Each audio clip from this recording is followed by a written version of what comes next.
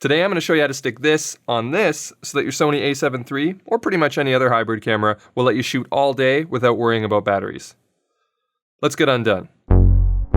Gerald Undone. He's crazy. What's happening, everybody? I'm Gerald Undone, and I love you 3000. So today I'm going to be showing you how to build that rig that I've been teasing about on social media. And if you have no idea what I'm talking about, that means you don't follow me on Twitter or Instagram, and you definitely should be. But it's pretty easy. All you have to do in order to get started is... Sorry. Oh, crap. I completely forgot about that. Yeah, I'm not going to actually have time to show you how to build the rig right now. Sorry. Actually, I might have an idea. Hold on a second. Hey, Josh, I got a favor to ask. I'm doing a video right now on a rig for the a7 III, but I don't actually have time to do it right now. Do you think that if I sent you the parts, you could put it together for me? Could probably benefit a little bit from your MacGyvering skills anyway. Yeah? Perfect. Thank you so much. I will send you the stuff right now.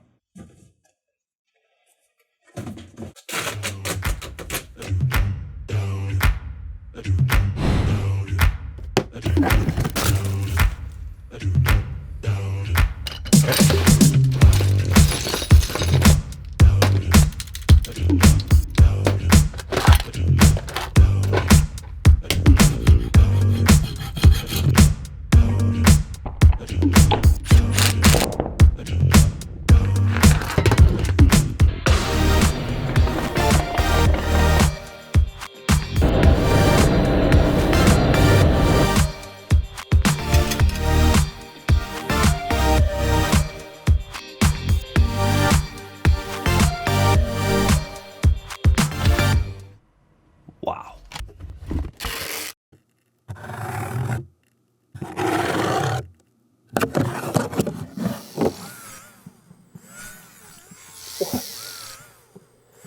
No, this won't work at all.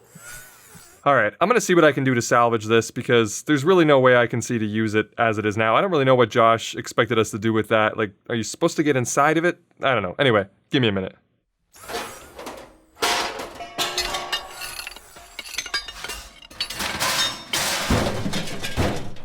Alright, so let's try this again. So I've got all the parts here that we're going to be needing, and I also have my item list here so that I can give you the item codes for the two major suppliers that we'll be using, which is Small Rig for all the rigging parts and Indie Pro Tools for all the power parts. In the description you'll find links to everything that I'm putting here, plus there'll be some alternatives as well if you want to get specific tweaks to customize it better to your setup or camera, but I'll get more into that in a moment. So first up, let's put the camera in the cage, but I'm just going to tidy up our parts here so that we know what we're working with.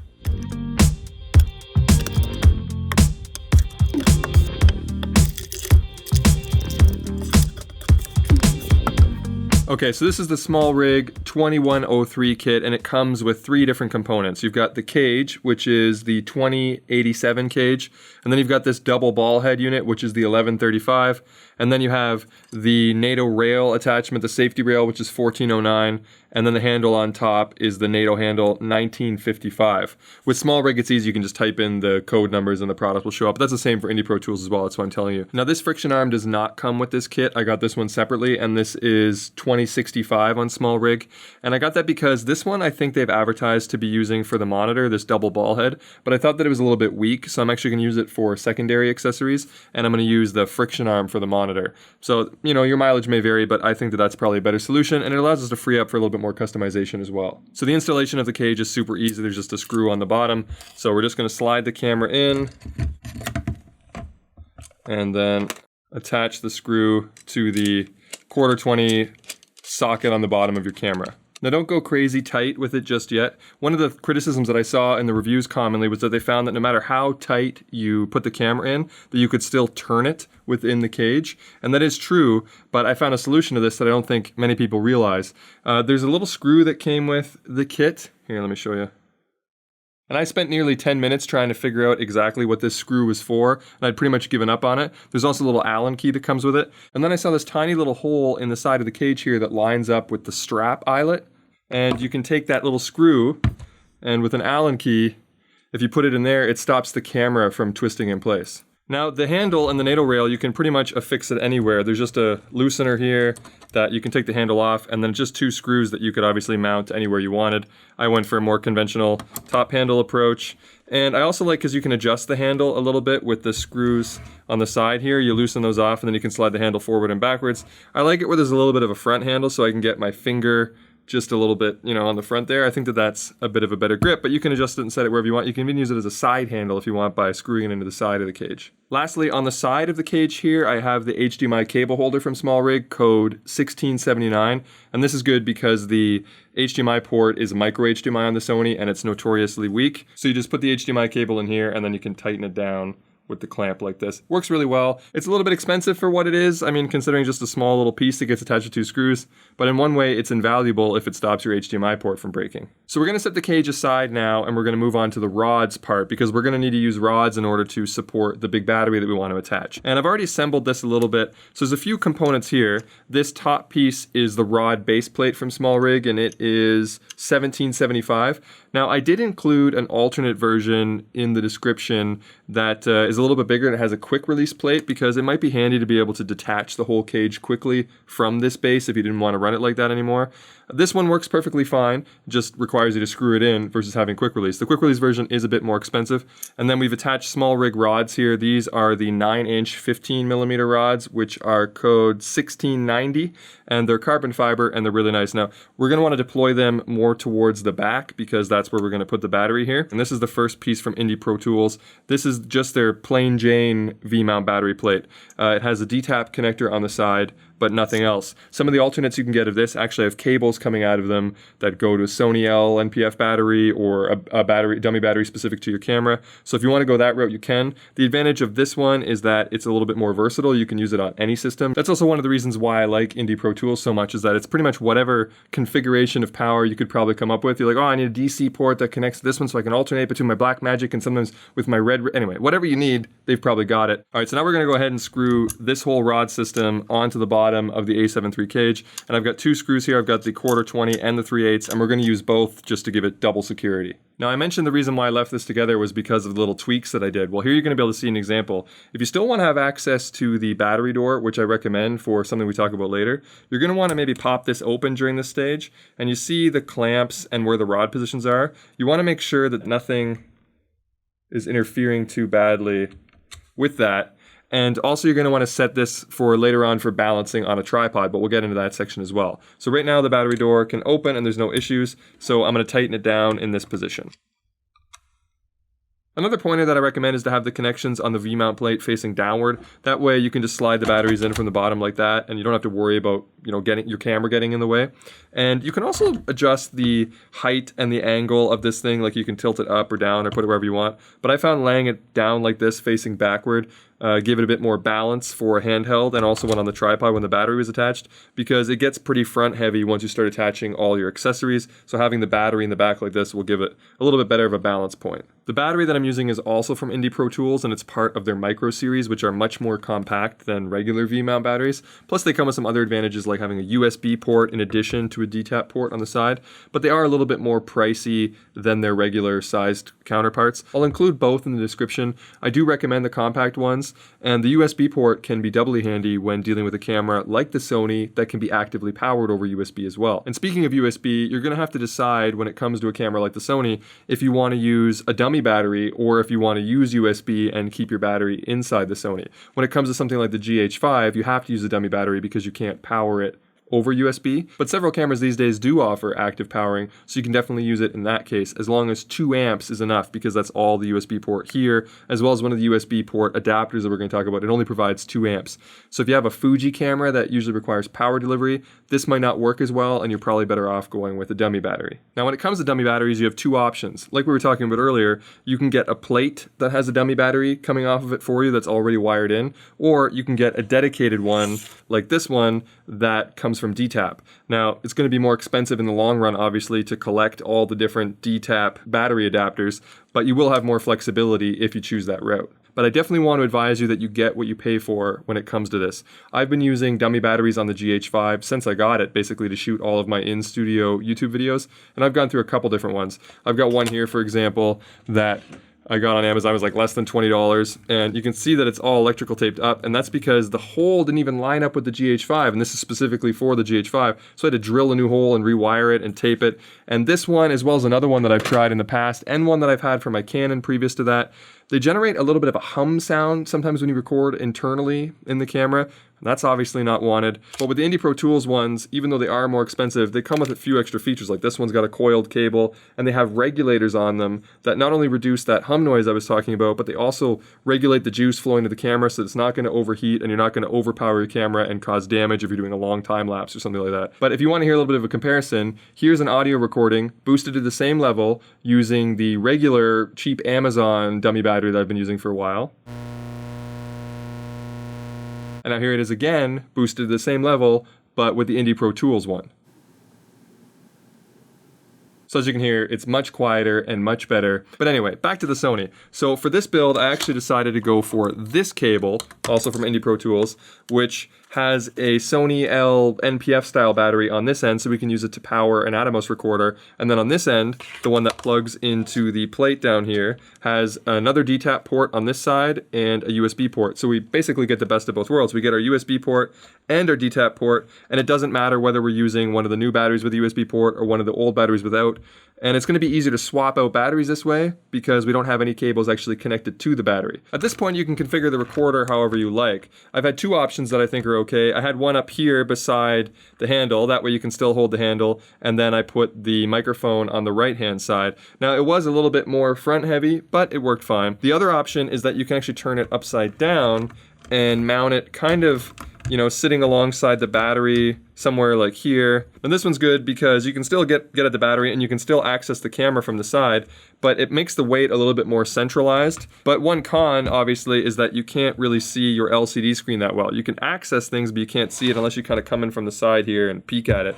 Now, if you were only using this as a monitor, then it's not really going to be a problem because you can just have HDMI info display on and you can just see everything here on a bigger screen. But if you're recording to this thing, so you want to clean HDMI out, then you might find this one to be a little bit cumbersome if you access the menu a lot when you shoot. But there was another advantage of this method, which is that it cleared up some more space in the front so that we could also attach a light. For example, if you use this Aperture F7 here, which is great because it can also be powered off of USB power, so we can use that USB port that we installed in the side that we won't need if we're using a dummy battery. And it'll keep the weight down too because we're not putting an NPF battery on the front of the camera. We could just slide this into the shoe on the top of the handle here.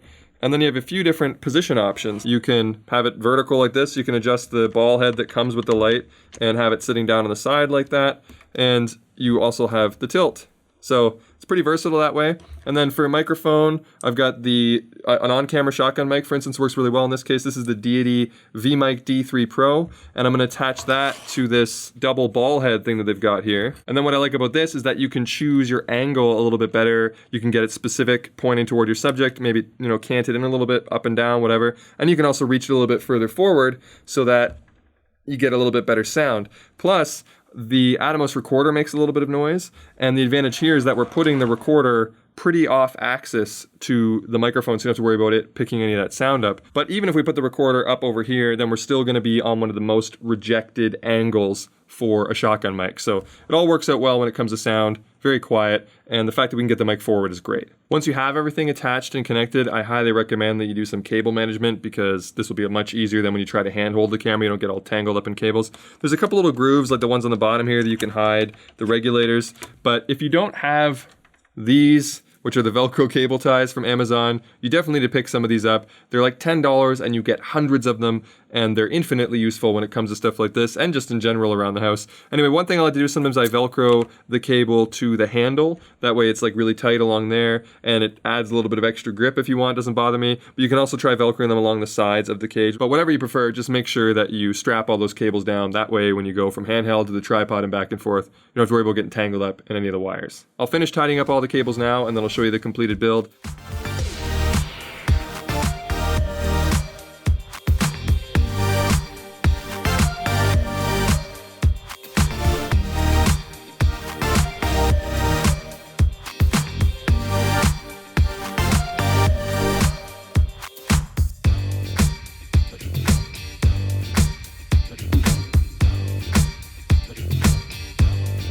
Now let's talk about how long you'll get powering all these devices at once. Surprisingly, the longevity was pretty similar whether you're using the dummy battery or using the USB power with a battery inside the Sony. So in this configuration, which has a dummy battery, you get about 4 hours and 45 minutes until the battery is depleted and everything turns off.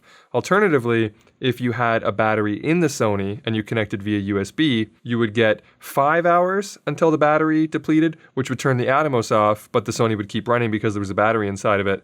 And if that battery was at 100% when you started, after 5 hours, I had about 44% left on the Sony at the end of it. So it lasts 15 minutes longer, so that's a bit of a pro. And the only real con is that you'd have to manage 2 different types of batteries, and if you did want to keep shooting with the Sony afterwards, it would only be at 44% battery instead of 100%. Now, if you add the Aperture F7, that light that I tested, into the mix, then obviously you're going to get less time. It was 3.5 hours with the Aperture F7 connected at full power until everything turned off, and that's still pretty damn impressive considering how many things we had running off of a single battery. Now, one more thing I wanted to mention about the cable management is that, as you might have noticed, you can hide the cables underneath the LCD screen if you just lift it up in a way and then tuck them in there, and then you can kind of pin the cables down a little bit with the screen. Don't put too much force on it. But there's another benefit here, which is that some of my tests have shown in the past when I was just testing cameras that having the LCD screen away from the body can actually help with overheating. Now, I don't know how much that's going to benefit if we have cables blocking the path, but when I was doing these tests, I never had a single issue with overheating or even that pre-overheating warning light come on, and I did several of those 5-hour full recording time battery rundowns and didn't experience any overheating at all. But regardless of which power scenario you're using, whether that's the USB power or the dummy battery, I've been equally impressed with the longevity. And keep in mind, this is just the single smallest capacity battery. This is only the 98 watt-hour version. In the description, you'll find one that I called the all-day battery. That's the 170 watt-hour version, and that'll get you at least 8 hours of record time. But there's even bigger ones if you need it. Just make sure that you get or have a V-mount battery charger. I recommend one around 2.5 amps, otherwise it takes way too long to charge these batteries. But this whole thing gets even better because you can actually actively power the system using that DTAP battery charger as well, provided that you have a unit with enough amperage. Lastly, let's talk about weight, mounting, and handling. So you're going to want to make sure that you position it so that your rods and the quick release plate that you use for your tripod are all set up so you can find a nice balance point. It needs to be configured in a way where if you put it on your fluid head and you loosen the tilt tension all the way down, that it's not going to fall forward or backwards, but find a balance, kind of like if you were balancing a gimbal. And if you can't do that, maybe it's too front heavy or back heavy and it's tilting no matter where you put it, then you might need to adjust your plate or your rods in order to achieve that. So once you have it set up like that and you have it all balanced, you should be able to quickly take it off the tripod, and then when you return it there, it'll be returned to its balanced position. And hand holding the rig has actually been pretty decent. I still have access on the right-hand side here to hold this and adjust any of the camera controls, and I'm able to just grab it kind of underneath by the quick release plate. And if you want to, the battery plate on the back here actually acts as sort of a third point of contact if you want to have it against your chest.